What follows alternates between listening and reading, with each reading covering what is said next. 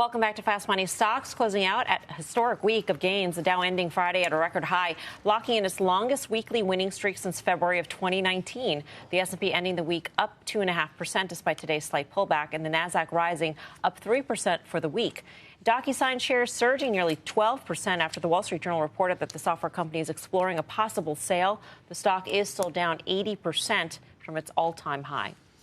Well, Bernstein Research reiterating its bullish call for Nvidia today. The firm believes Nvidia is the cheapest AI stock, which may sound counterintuitive. Shares are already up 235% so far this year and trading less than 3% from an all-time high. Bernstein's Stacy Rasgon is behind that Nvidia call. Stacy, great to have you on the show. Welcome. Good to be here. Good to be here. It does sound you think of Nvidia as being the hottest AI play around, but yet when you take a look at forward valuations, it's actually trading cheaper than basically many, if not all, of its peers at this point. It really is, and so yeah, it feels a little weird to complain about a stock that's more than tripled year to date, right?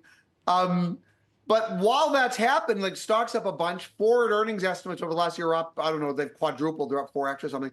The multiple has actually been cut by 2/3. Nvidia today is trading under 25 times. It hasn't traded there since the crypto bubble burst in the end of 2018, and it's actually at a discount to the overall semiconductor industry. The SOX is at 26 times. That hasn't happened since 2014 when there was no data center story. It is, in fact, the cheapest on a forward earnings basis, the cheapest of all the stocks you would think about as AI plays, AMD or Intel or maybe Marvell.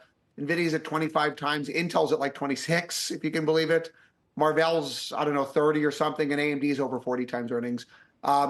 If those forward numbers are real, again, that's the worry. We can talk about that. But on the current sort of, consensus estimates that are out there on a forward basis, NVIDIA is actually the cheapest of the AIs, and it's even cheaper than the broader semiconductor industry as a whole. Yeah.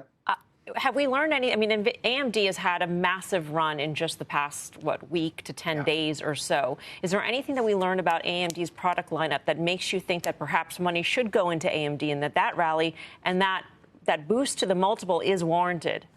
Yeah, so let's talk about it. So why is NVIDIA so cheap? Because it feeds into that question.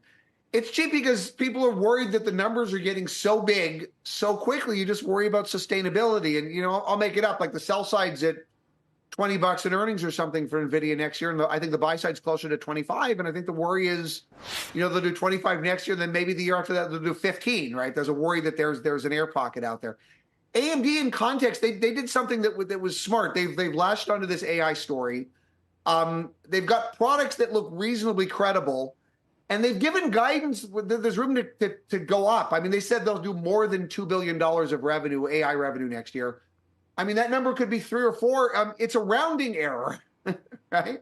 Like if NVIDIA does 70 billion next year, that will be viewed as disappointing. So AMD has kind of left themselves room, and people have been migrating to that stock as sort of a way to play AI with maybe less perceived air pocket risk. Now, whether that's justified is a whole other question. It's very, very expensive, but I understand why it's had the move that it has. So, Stacy, when you look at Nvidia, they have, I think it's 80 to 85% of the market, and correct me if I'm wrong on that market right there, but Melissa always says it's theirs to lose.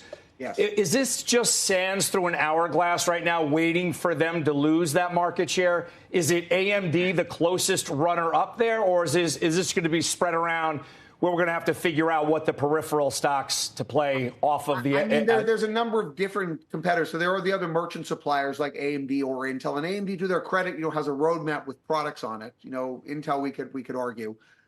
There are players like the hyperscalers, like Google and the like, that are doing their own chips.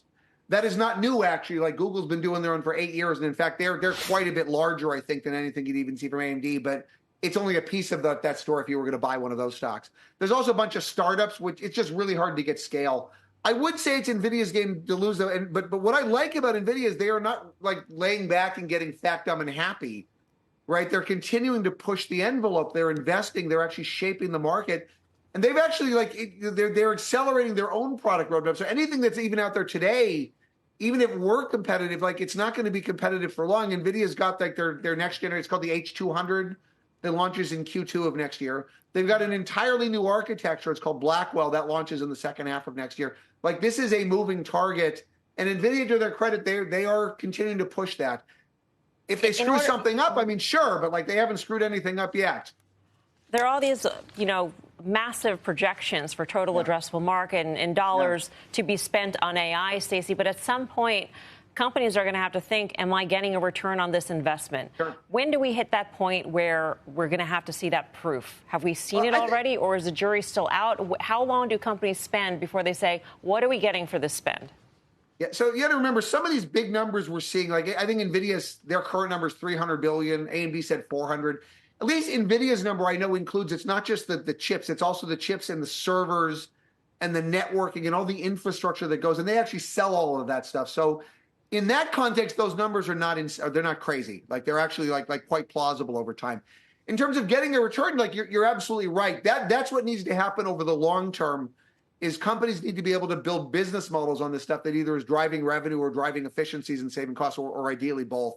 I think there's already evidence that this is happening. It is still early. Things like ChatGPT have only been around for a year, but there's already evidence that models and different ways of doing things and leveraging this technology are happening. They're getting built. It'll take some time, but I'm confident that those will happen.